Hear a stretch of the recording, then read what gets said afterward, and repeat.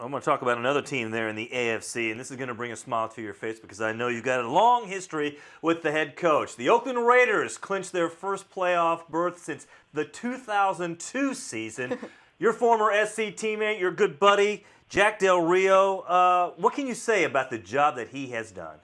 Well, I spent about 47 hours doing somersaults this past week. So excited for them. As a guy who I've known since sophomore in high school, we've been roommates, teammates in both college and the NFL. If I get married again, Jack would be one of the ushers in my line or one of the groomsmen. I love him. So I just to throw that in. So there's that emotional side of it. But I'm not afraid to criticize him like I would my mother. If Jack goes, kicks a field goal on 4th and 1 or throws an interception when they're up 5 with 1 minute to go, then I'd call him up and say, "What are you doing, man? Do you need somebody to help you with offense?" But I'm a huge fan.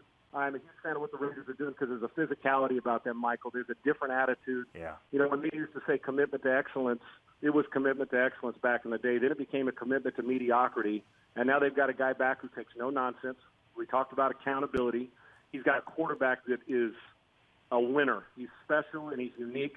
They've got, with their pass rush is starting to come alive. Their secondary will continue to get better. Their defense isn't anywhere near where it's going to be, and their offense is explosive. I love this team. I just when the Raiders are good, it's like when Notre Dame or Southern Cal are good in football, college, it makes it better. The Raiders are dangerous because they, again, have the big three, plus, with the pass rush and having Bruce Irvin.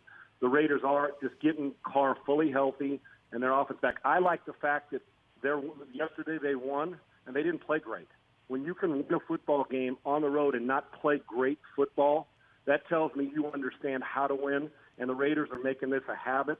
So I'm a big fan. But, yeah, and I'm just on the friendship and emotional side, I couldn't be happier for Jack and for the franchise, but most importantly for a good friend of mine who's put his time in, and he's right at home from Hayward, California, to be able to coach and win and get them back to the playoffs with a chance to win a Super Bowl when a team that may be going to Vegas, and it's my buddy, it sure is fun to watch. I root for his success, and man alive is it paying off this year for him. Well, speaking of that, and it's something that Alexa and I have talked about here, Sean, is early in this season, he was a little bit of a riverboat gambler, making some odd calls, it seemed, at least against convention, but they worked, and you could just tell how the team responded to that confidence that he had in them. How much did some of those other experiences, say in Jacksonville or the interim jobs, where maybe he felt like, okay, I gotta make this call because this is what they expect me to do, and now in Oakland he can just say, look, let's go for it. Michael, I think that's a great point, and what that does, short of being silly, like Mike Mularkey's call yesterday when you're battling for a playoff. Now he got away with one, but you kick the extra point. Right. And play for overtime, and you don't want to have to win in spite of the coach. And Mike's a good coach, but they were fortunate yesterday. Jack started the season off against New Orleans by going for 2, and they believe. And a lot of times, Jack is one of those. I don't like to use the term players coach because that makes it seem like they're buddy. Jack has this feeling that he trusts his team, and there's a big difference. Look at the difference in the game again when the Texans, even though they won on 4th and 6 inches to go, you get in a shotgun and run a fade route.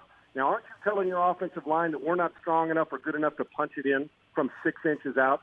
Jack's team, on the other hand, believes everything he does because it's paid off. Now, hey, we've seen it go the opposite. You do it 3 or 4 times, you manage it wrong, and all of a sudden your team says, what's wrong with our head coach?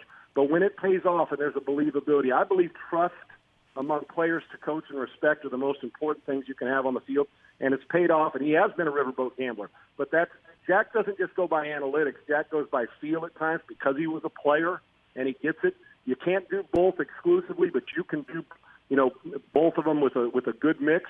And Jack's played it pretty doggone smart. And when your team believes in it, even if you send in a bad play, if the team believes in the play and believes you can execute it, they'll execute it. It's quite the opposite. You send in a play that, this is designed to go great against this defense, yet the quarterback's thinking, I don't like this play in this situation. It's probably not going to work. So there's a believability and a trust factor that riverboat gambler, yes, but also he understands his team, and that goes a long way, especially as you head into December and January, because they believe they're going to win every time they line up, and that hasn't been the Raiders in the past. Well, this Raiders team is so fun to watch. But, Sean, my question to you is, and we've pointed out a lot of the positives of this team, how do they stack up against the Patriots? I'm not sure anybody does. There's another team. The key is you hope that you can find a way to steal home field advantage. and I know we saw Seattle go in there and win, and we've seen Baltimore in the past.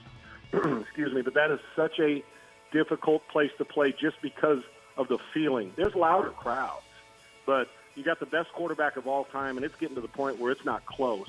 You got the best the best head coach in this league, and one of the if he's not first, he's not third as far as best of all time. He's in that class. Great game planner in game. While the Raiders are good, the Chiefs, Raiders, they pose a threat, but they'd be better off at home. Doesn't mean they can't go win, but when you've got a Patriots team that seems to always pick up their game at the right time, Matt Patricia's got their defense going well. You've got a quarterback who played poorly yesterday. In his mind, they still won. But when he's right and they're throwing on time and protecting the quarterback, and they protected him well yesterday, unlike the past when he's been hit by Denver a lot, and they went on the road. That was a big win for them psychologically, the Patriots.